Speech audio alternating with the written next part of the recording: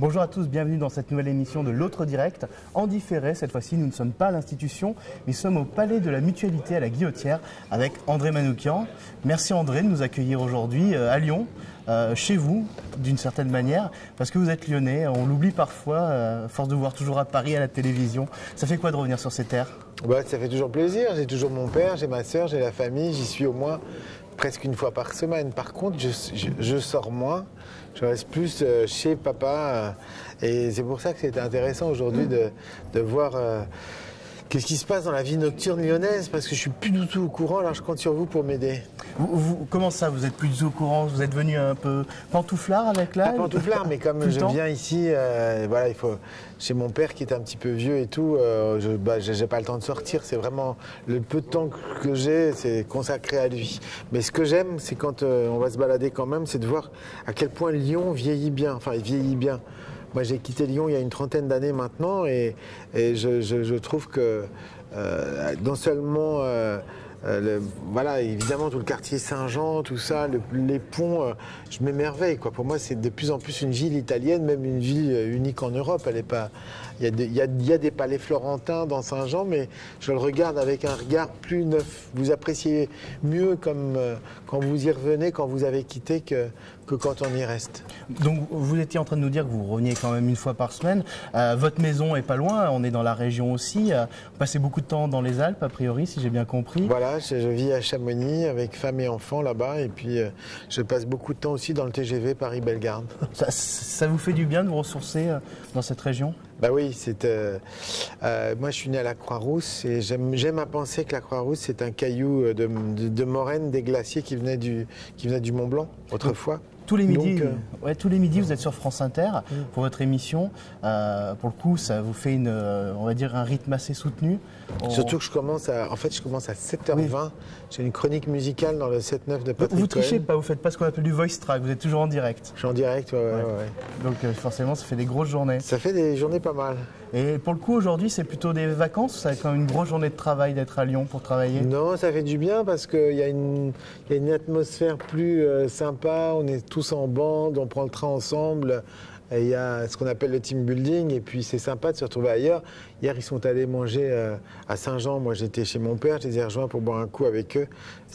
On se barre, on est un peu en roue libre, et c'est sympa. Ce qui est intéressant dans votre carrière, c'est que vous avez toujours été dans la musique. Et là, vous revenez à Lyon pour ce qui se fait peut-être de mieux en matière de musique, concert, les Nuits de Fourvière. Les Nuits de Fourvière, ça représente quoi pour quelqu'un qui est dans ce milieu? Ça représente un des plus beaux lieux de concert du monde, quoi. Ça représente...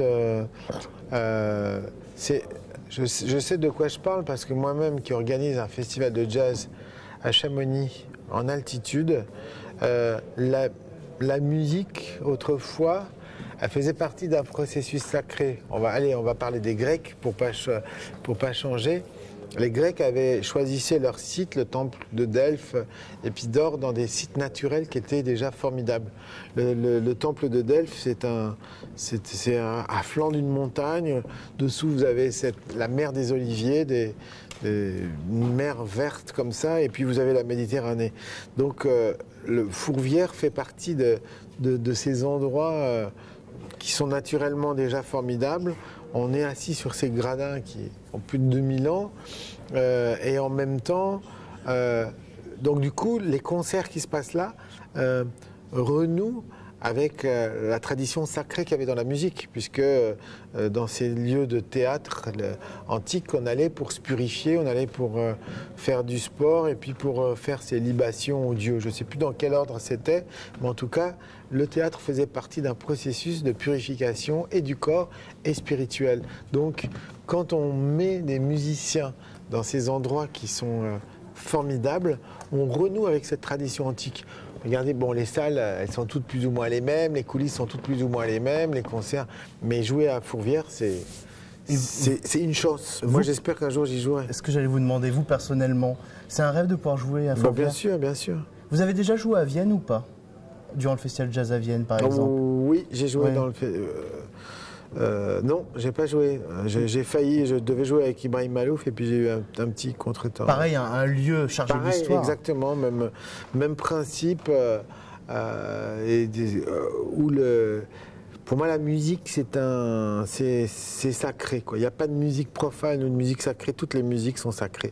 Et maintenant, on doit vous faire une courbette. Vous êtes chevalier, chevalier des arts et des lettres. Vous avez été nommé en début d'année 2014. C'est quoi? C'est juste une médaille de plus ou c'est une vraie... Déjà, j'étais... Alors, vous avez monté d'un rang? par rapport à ça, je ne l'ai pas demandé. Je ne l'ai pas refusé et je ne la porte pas. C'est les 3 règles d'une médaille. Et surtout, j'étais content que ce soit Aurélie Philippité qui me la remette et que j'avais dans l'histoire des ministres de la culture de la Ve République une toute petite fenêtre pour que ce soit un ministre de gauche et que ce soit une femme. J'ai réussi mon coup, je suis bien content. Donc, ça représente quoi tout ça? C'était une jolie cérémonie et j'étais content parce que c'était avec Jeanne Chéral et on était tous les deux comme la personne qui m'a proposé. Je lui dis mais non, ça c'est pas pour moi. Elle me dit écoute, fais-le juste pour ta famille, voilà. Donc c'est vrai que ça fait plaisir par rapport à ses proches. Mon père qui est toujours là, qui a 93 ans maintenant, c'était pas évident quand j'étais gamin que je lui dis papa je veux faire de la musique, je lui dis pas la tronche qu'il a fait. Ouais, votre papa vous voyez dans une autre branche. Il voulait que je sois médecin, c'est normal, lui est tailleur arménien, il n'a jamais pu faire d'études et il se disait voilà mon fils il a la chance, il va faire les études que j'ai pas faites et manque de peau, j'étais ici à Lyon-Nord en première année au partiel de février, j'ai dit bon ce truc là c'est pas pour moi. Vous avez abandonné ou raté vos études de médecine? Non, j'ai abandonné, j'ai abandonné avant de les rater, j'ai fait 6 mois en première année mais voilà quoi, c'était vraiment pour lui faire plaisir. Puis après, j'ai dit, bon, c'est pas la peine d'aller plus loin. Explorons ce qu'on a dans soi. Et c'était dans un cours d'anatomie que j'ai fait une grande introspection et que j'ai décidé que j'allais faire sérieusement de la musique. J'en joue depuis l'âge de 6 ans, mais je pensais jamais en faire un métier. Donc Lyon, qui est un peu une capitale de la médecine, ne serait-ce qu'avec la Cassagne, des grands noms de cet art également. Vous avez choisi un autre art, celui de la musique. Et vous êtes, moi, ce que j'appellerais un magicien, c'est-à-dire que vous étiez un homme de l'ombre. Vous êtes passé dans la lumière.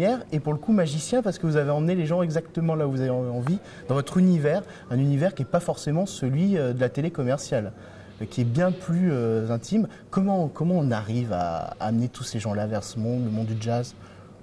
On les amène, on cherche pas forcément à les emmener, mais tout d'un coup, quand on vous met sous les projecteurs et qu'il y a beaucoup de gens qui sont là, tout d'un coup, vous dites bon, la manière la plus simple de faire, finalement, ça va être d'être soi-même. Et voilà, c'est ce qui se passe un petit peu. Et après, on est content, effectivement, quand il y a des rencontres qui se font.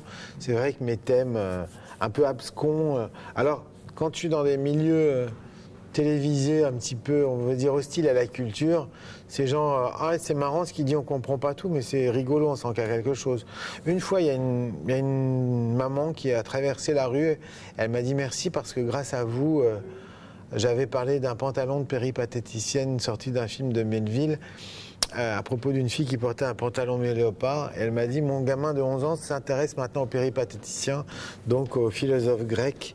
Et je me suis dit que de faire rire avec les philosophes, au fond, c'était ma vie à moi, puisque quand j'étais petit, mon père parlait des philosophes en disant c'est mon copain Platon, mon copain Socrate. Donc moi, je crois que c'était vraiment ses copains, donc c'était des personnages familiers pour moi. Et comme j'arrivais pas à dire Socrate et que je disais Sacrote, et que ça faisait rire mes tantes, je me disais tiens, on peut faire rire avec la philo. Donc c'est un petit peu l'image que je donne dans les grands médias télé ou dans des émissions comme La Nouvelle Star. Il y a du fond, parce que voilà, il ne s'agit pas de dire n'importe quoi en face d'un candidat. Aller chercher Je crois que j'aime bien en fait donner de la profondeur aux choses légères, et j'aime bien rendre légères les choses un peu profondes. Voilà. On va terminer. CNN, quand même grande chaîne américaine, a donné 8 raisons d'aimer Lyon par rapport à Paris. 8 raisons qui font que Lyon est une meilleure ville que Paris. Vous, votre raison? C'est que c'est à 2 heures des Alpes, à 3 heures de la mer. C'est que si on veut sortir de la ville, aller dans les monts du Lyonnais, pour renouer avec la verdure, 10 minutes, même pas. Donc c'est une chance incroyable d'être à la fois dans une mégalopole européenne et en même temps d'avoir une nature. Pour moi, Lyon est enchâssé dans un bijou de nature, quoi. Quand j'étais petit, tous les matins, à 5 h du matin, mon père nous réveillait, on était au Touring Club, On prenait le car place Bellecour, c'est dur hein, quand vous êtes gosse, de vous lever à 5 h du matin le dimanche, mais on faisait à peine 2 heures et on se retrouvait dans des endroits incroyables. C'était les Alpes, le Diois, enfin, qu'on aille au nord, au sud, à l'est ou à l'ouest de Lyon, c'est formidable. On sent encore l'amour et c'est peut-être le plus important. Merci en tout cas de nous avoir accordé cette interview. Merci à tous de nous avoir suivis. À très bientôt.